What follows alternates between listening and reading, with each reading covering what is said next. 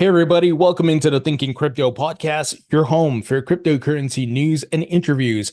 I'm your host, Tony Edward, and on your way in, please hit that subscribe button as well as the thumbs up button and leave a comment below. If you're listening on a podcast platform such as Spotify or Apple, please leave a 5-star rating and review.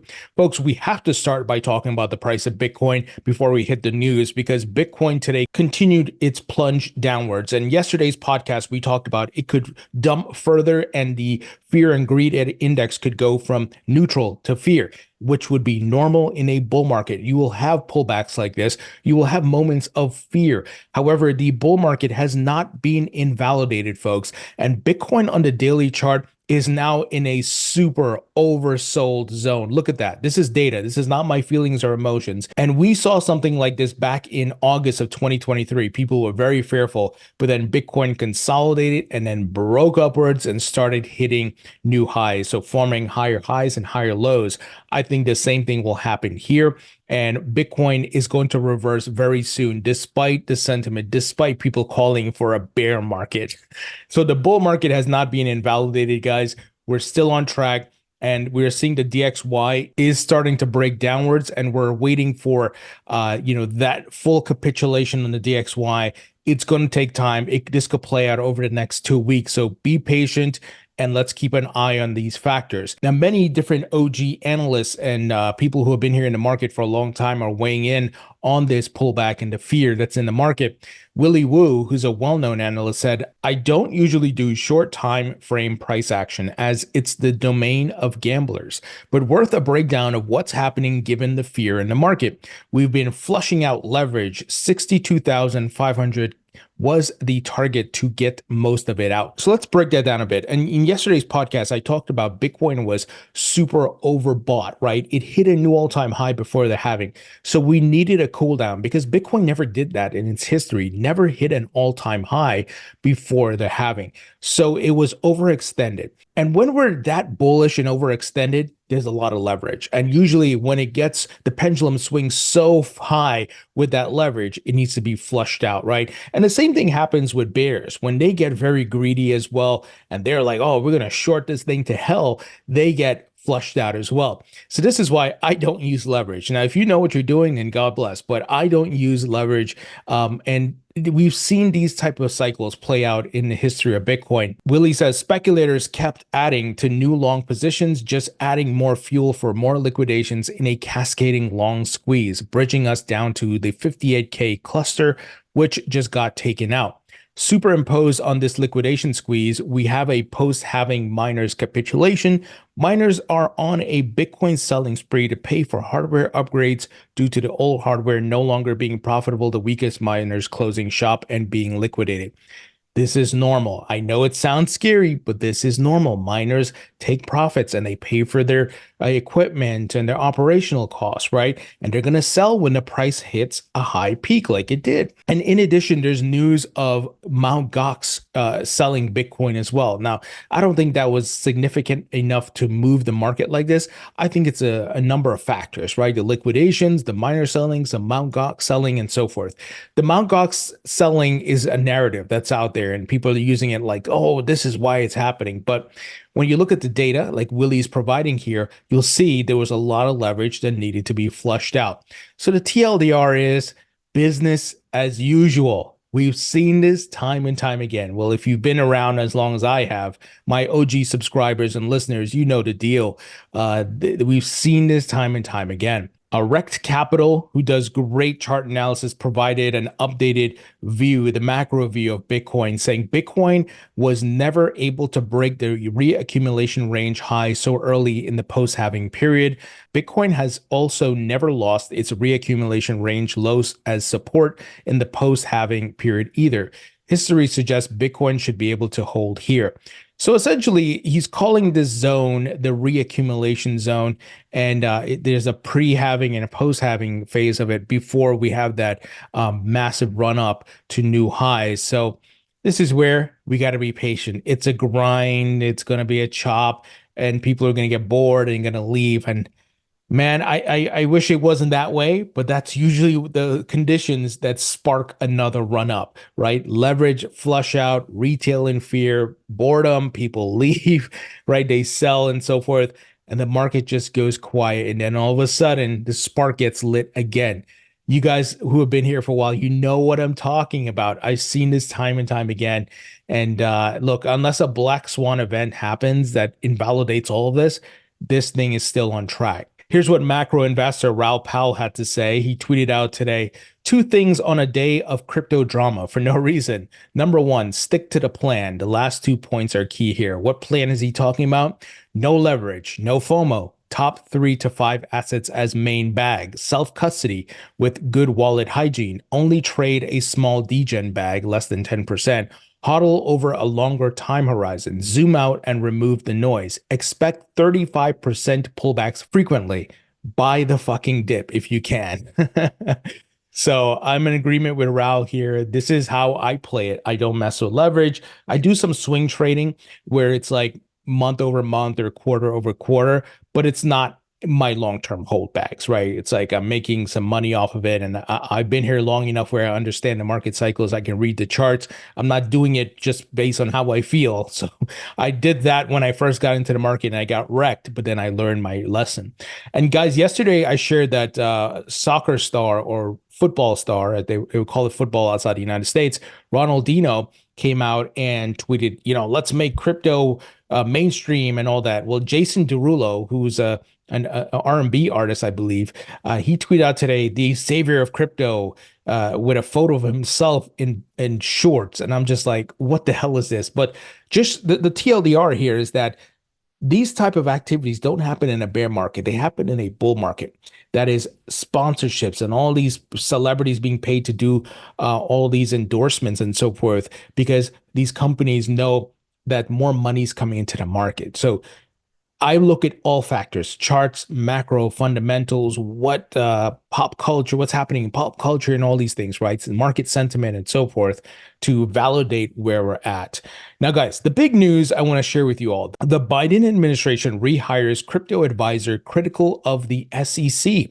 Is the White House stance on crypto changing ahead of the election? A past advisor has returned to a post on the National Security Council. Now, we've been talking a lot about the elections, Biden, Trump, and so forth. We've seen Donald Trump come out and draw a line in the sand saying he is the pro-crypto candidate. Vote for him. He will protect your crypto, your right to self-custody, and so on and so forth. He's called out Gary Gensler. He's called out Elizabeth Warren. He said Biden doesn't know anything about it. And I've been telling you guys, we haven't heard one word out of Biden about crypto.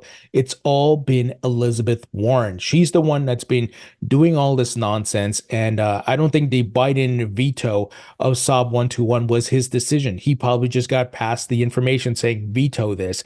And I can assure you who it came from, Elizabeth Warren. But we saw Democrats started to turn on Elizabeth Warren and Gary Gensler to pass the repeal of SOB 121 in the House and the Senate.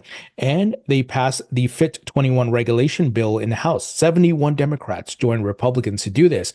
And recently it was reported that Congressman Ro Khanna, Democrat out of California, is organizing a crypto roundtable with the Biden administration and Mark Cuban.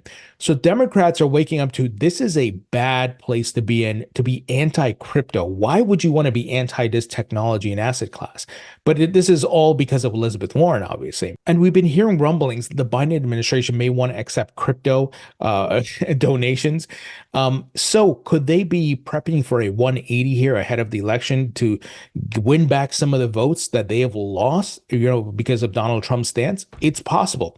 So let me give you the details here. In a potential sign of the Biden administration's re-engagement with crypto policy, the White House has rehired Carole House, a cybersecurity advisor who advised the president on his 2022 crypto-focused executive order. House previously advised President Joe Biden from 2021 to 2022 as a director on the National Security Council focused on cybersecurity and digital innovation.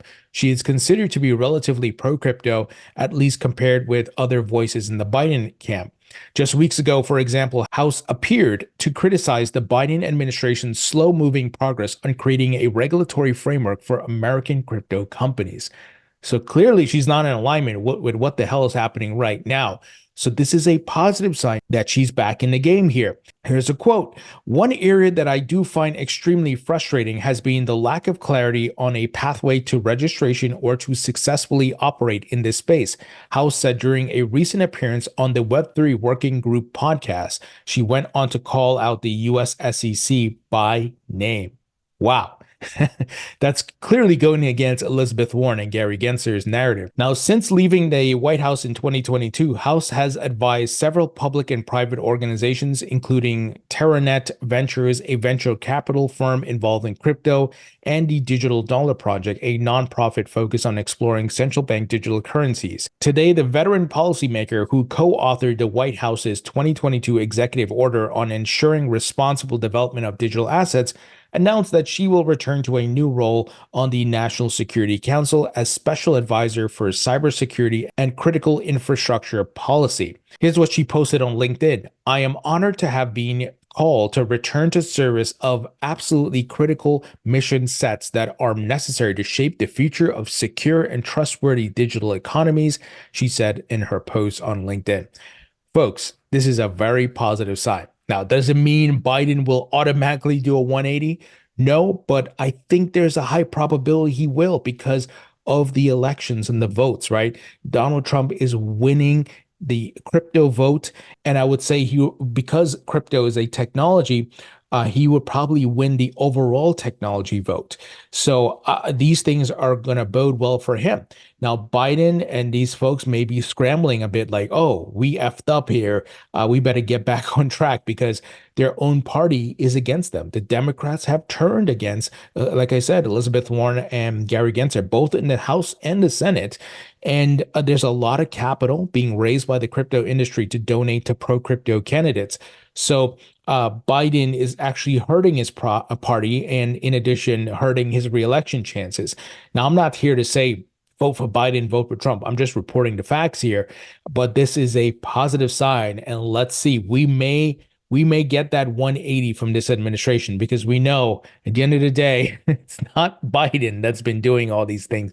It's Elizabeth Warren. Now, moving ahead, Jan Van Eck, who is, of course, the CEO of Van Eck, which is the investment firm, he tweeted out a photo of SEC commissioners and Gary Gensler, and this is most likely at the SEC's office. He says, guess where I'm starting my week? So Van Eck, of course, has a Bitcoin spot ETF. They're filing or have filed for the Ethereum spot ETF. Now, if the Ethereum spot ETFs are already approved, right, and they're, well, 50% approved, right, what do you think he's there meeting the SEC about? It could be staking for the Ethereum ETFs, but I think also for other altcoins, because if the Ethereum spot ETF is already in the bag, not necessarily a reason to go meet, maybe for the staking aspect, but I'm sure they're looking at other altcoin ETFs, guys. So things looking good here. The industry's going out, meeting with the different representatives and regulators. That's a positive sign. Now, a quick word from our sponsor, and that is VeChain. VeChain is one of the top layer one enterprise blockchains out there. They are working with many big brands to build Web3 and sustainability solutions. VeChain is secure, it's affordable, it's scalable, it's fast, and it's sustainable. They're working with folks like Givenchy, BMW, Boston Consulting Group, Walmart China, and many more. I'm very bullish on VeChain. I hold the VET token. I have been holding it since 2018. Very, very bullish on this project. I continue to accumulate it in the dips where possible. So if you'd like to learn more about VeChain, go to vechain.org. Link will be in the description. Now, guys, another project that I'm bullish on is Fetch AI. I made some really nice returns on this project because I bought it in December 2022 because I believed AI was going to be a big narrative in this bull market cycle, and it obviously is, not only in the crypto market, but in the stock market. Well, today, Injective, which is another crypto project and blockchain project, they tweeted out an image of Fetch working with Injective, and they said something is brewing. Now, this is significant because Fetch is going to be merging with the Ocean Protocol and Singularity, right, which are other AI blockchains. And I think that's going to do really well for the new token that will be formed called ASI. And if they're also going to be doing something with Injective, Uh, you can see why I'm even more bullish on Fetch.ai. I don't actually own any of the Injective tokens. Maybe some of you do, but I hold a good amount of FET tokens. I've been buying the dips, not financial advice. The other AI token I've been investing in is Render. So those have done really well for me so far in this bull market, guys. They're helping to carry my portfolio in addition to Bitcoin, in addition to Ethereum. Now, moving ahead, Deutsche Bank-backed Taurus expands digital asset custody issuance offerings to Stellar. So the infrastructure provider Taurus has expanded its digital asset custody and issuance offerings to the Stellar network. Taurus joins financial institutions like Franklin Templeton, WisdomTree, and Circle in using Stellar for real-world asset tokenization. I'm actually trying to get Sandy Call from Franklin Templeton back on the podcast to talk about this, but Stellar, I do have some XLM tokens in my portfolio, not a lot, but great to see Stellar is getting adoption. This is pretty big news here. Now, moving ahead, Tether is discontinuing support for EOS and Algorand, ends USDT minting on both blockchains. So this is actually surprising. Not so much for EOS, because EOS is kind of a dead blockchain. If you remember, those of you who've been here in 2017, they raised billions of dollars and the project never went anywhere. And some people are saying it's a scam. The people who raised that capital are gone. So I never invested in EOS, and I don't know if anyone still holds the token, but I do hold Algorand, Algo, but it's surprising that this is happening. So USDT redemptions on EOS and Algorand will continue for the next 12 months.